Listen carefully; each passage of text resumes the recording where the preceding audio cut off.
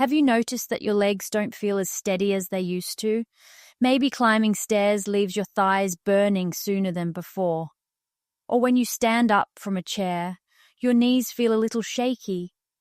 Most people brush it off and say, it's just age catching up. And that's a very understandable thought. But here's something important I want you to hear. Calmly, clearly, without alarm, this isn't always aging.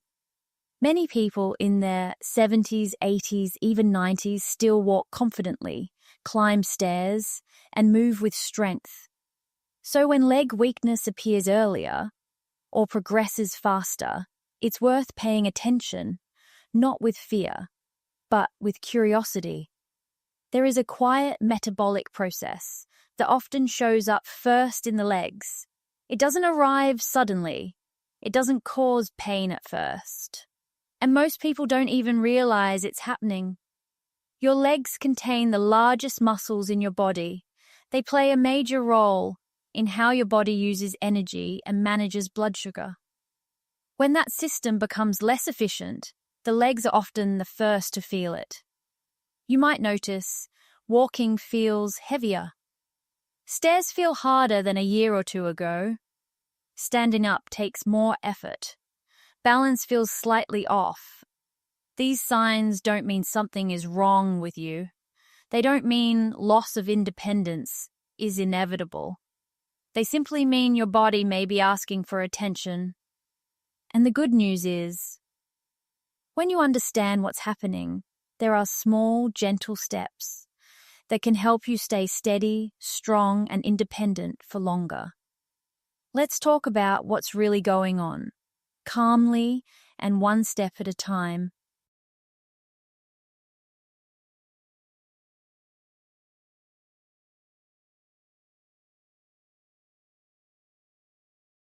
To understand why leg strength often declines before anything else, we need to look at what your leg muscles actually do inside your body. Your legs are not just for movement.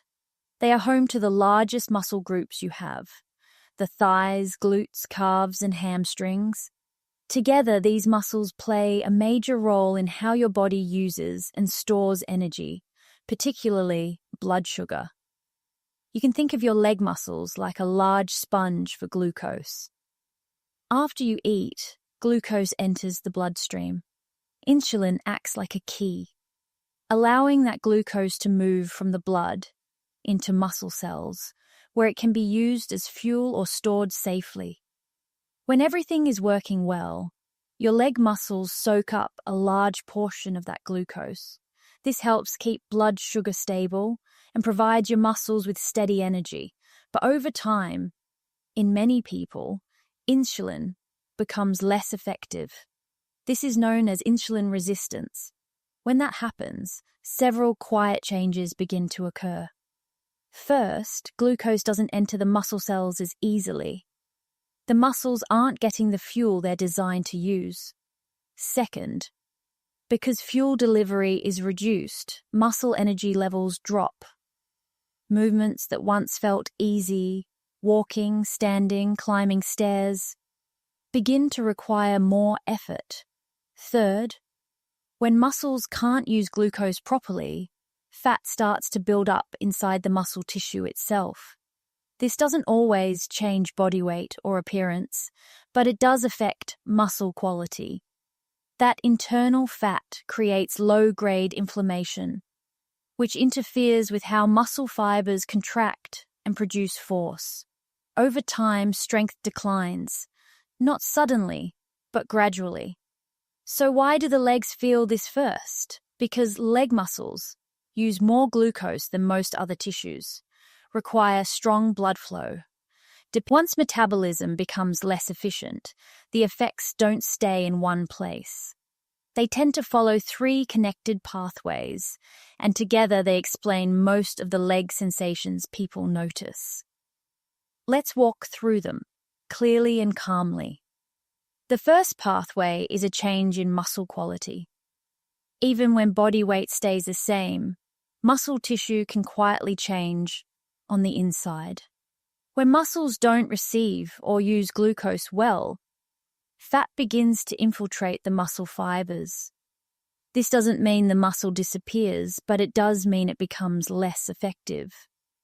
Think of it like a rope that's been slightly frayed.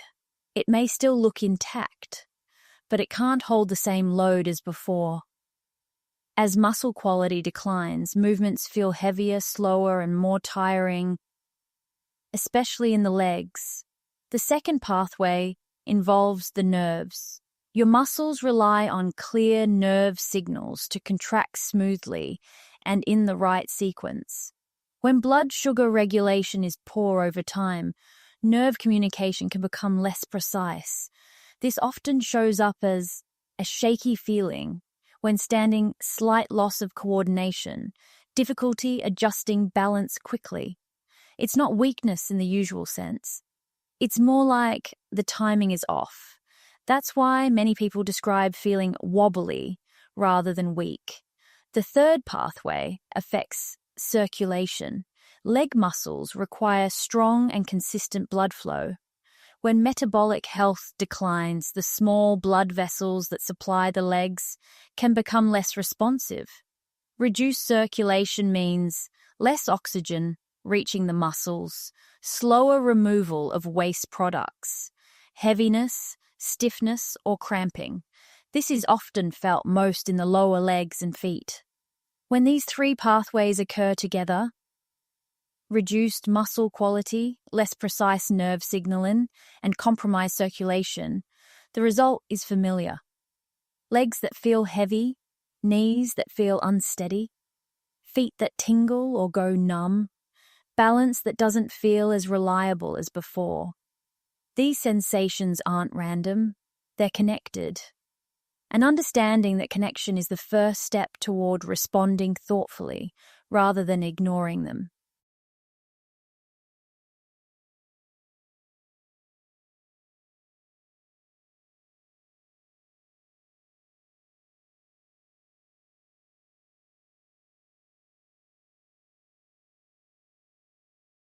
At this point, many people quietly ask themselves, how do I know if this applies to me?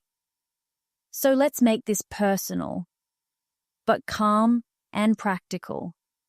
There are 4 simple self-checks you can try at home. They aren't medical tests, they're just gentle ways to notice how your body's moving right now. The first is the chair stand. Sit on a standard chair and stand up again, without using your hands if you can. Notice how it feels. If it takes more effort than it used to, or feels unsteady, that tells us your leg muscles are working harder than before. The second is stairs. Pay attention the next time you climb a flight of stairs. Do your legs tire more quickly than they did a year or 2 ago? Do you instinctively hold the railing for balance? The third is walking speed. When you walk, do you feel yourself naturally slowing down? Not because you want to, but because your legs feel heavier or less confident? The fourth check is your feet. Cold feet, tingling, numbness, cramping at night, or cuts that take longer to heal are all signals related to circulation and nerve communication. None of these signs mean something is wrong with you. They don't mean decline is inevitable. They simply mean your body is sending information early, while there is still plenty you can do. These changes don't happen overnight, and they're not random, they're signals.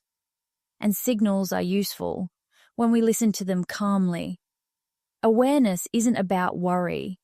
It's about giving yourself the chance to stay steady, mobile, and independent for as long as possible.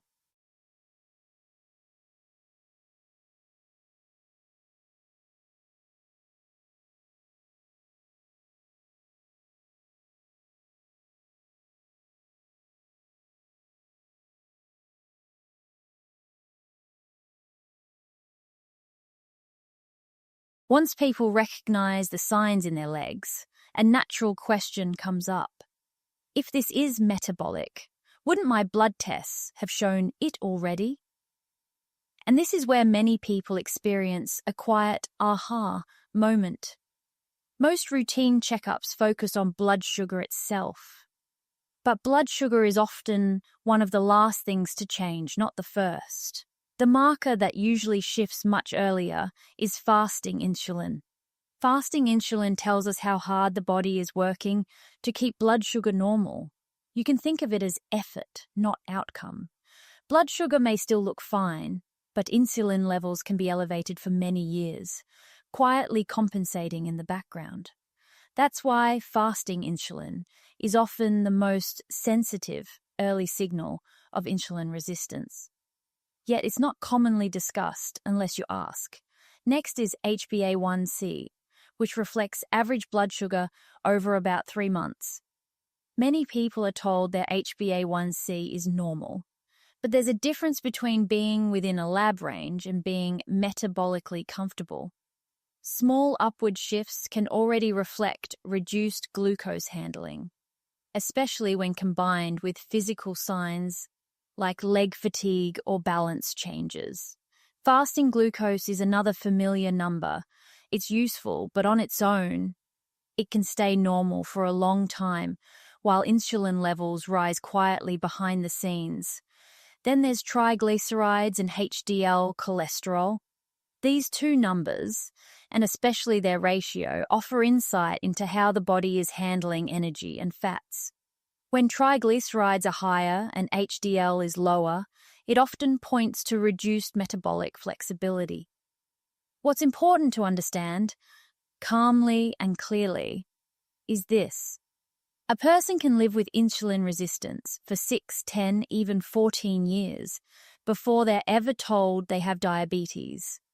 During that time, the body adapts, but the legs often start to feel the strain early. These tests aren't about labels or diagnoses. They're about information. So you can have informed conversations, make small adjustments. By now, one thing should feel clear. This isn't about fixing everything at once. It's about small, steady actions that support your body where it needs it most. Let's walk through them, one step at a time. Step 1, give your body a break before sleep. 120 words. One of the simplest and most powerful habits is to stop eating at least 3 hours before bedtime. At night, your body shifts into repair and recovery mode. Eating late keeps insulin active, which means the body stays busy processing food instead of restoring tissues. You don't need to change what you eat straight away, just change when you finish. Many people notice lighter legs in the morning, better sleep quality, less stiffness on waking. It's a gentle reset, and often the easiest place to start. Step 2, rebuild leg strength safely. 150 words. Leg strength isn't about appearance. It's about confidence, balance, and independence. Twice a week is enough to begin.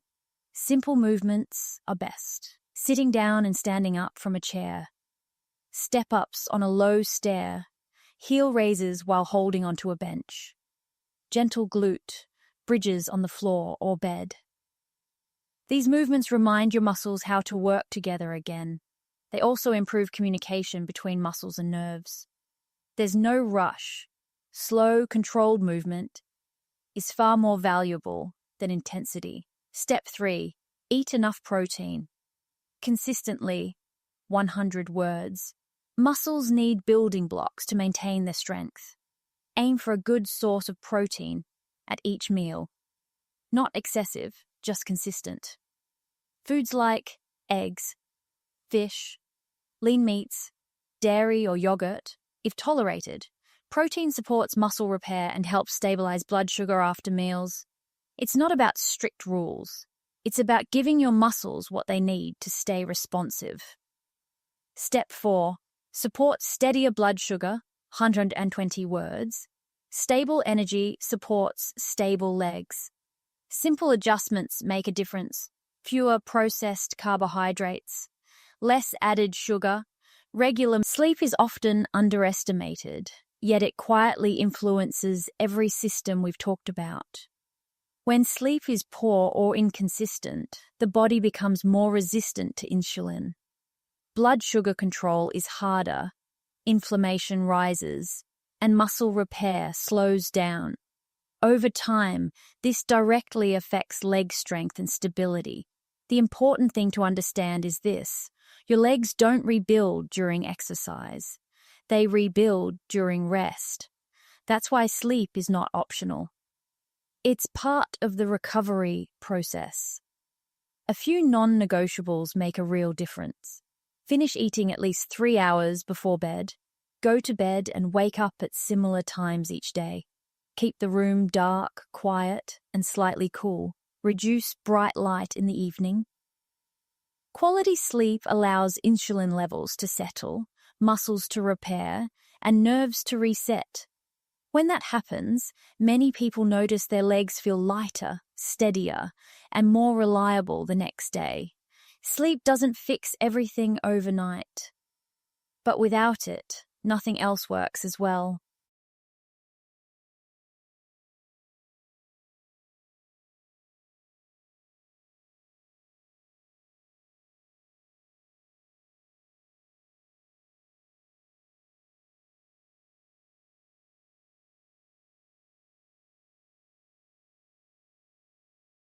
At this stage, it's very natural for questions to come up. Let's gently address some of the most common ones. Isn't leg weakness just part of aging? Aging does bring changes, but significant leg weakness isn't inevitable. Many older adults maintain strong, steady legs well into later decades. When weakness appears earlier or progresses quickly, it often reflects how the body is managing energy, not simply age. What if my blood sugar is normal? That's a common situation.